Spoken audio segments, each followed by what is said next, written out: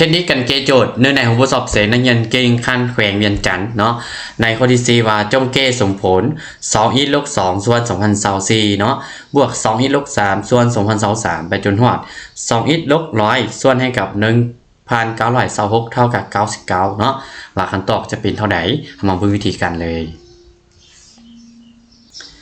คือข้อที่4นี้เราจะจัดโจทย์เนาะแล้วเราลองสังเกตเบิ่งในโจทย์ของเราเลื่อนจาก2 3 4ไปถึง100แสดงว่ามีทั้งหมดเป็น99พจน์เนาะและน้องก็เลยสังเกตอีกตัวหนึ่งว่า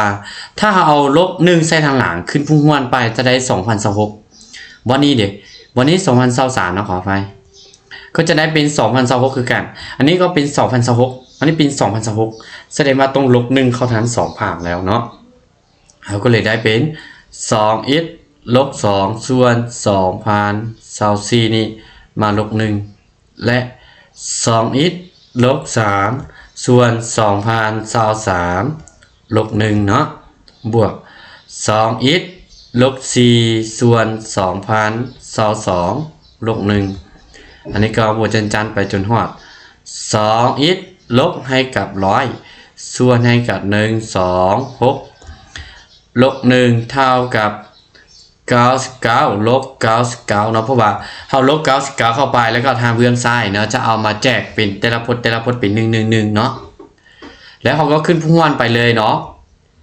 2024คูณ1เป็น2024ลบ2ตื่นเป็น2026เนาะได้2อีกลบ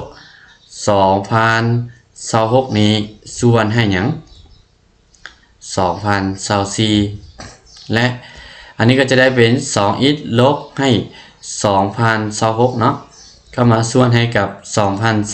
2023ต่อไปก็คือกัน2อีก2020ลบ4ก็เป็น2026คือกันเนาะมาส่วน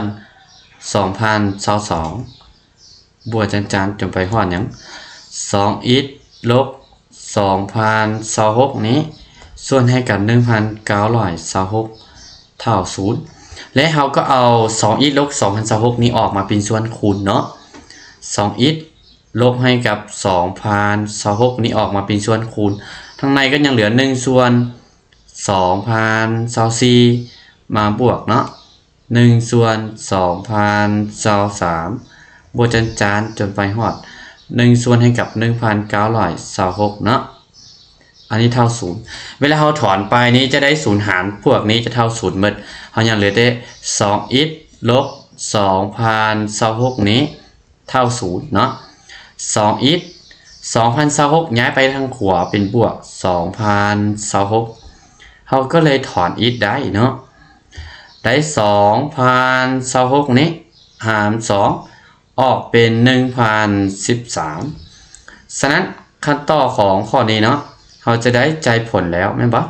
ก็คือ s นี้มันเท่ากับ1013ซึ่งเป็นขั้นตอนของโจทย์ข้อที่4เนาะสำหรับน้องใดที่อยากให้อาจารย์เกโจข้ออื่นๆเนาะให้คอมเมนต์มาบอกได้เลยเด้อและน้องใดอยากติวนักเรียนเก่งคันเมืองคันเควงเนาะแม้ถ้าหาอาจารย์ที่แอป55149965อย่าลืมกดไลค์กดแชร์และกดติดตามด้วย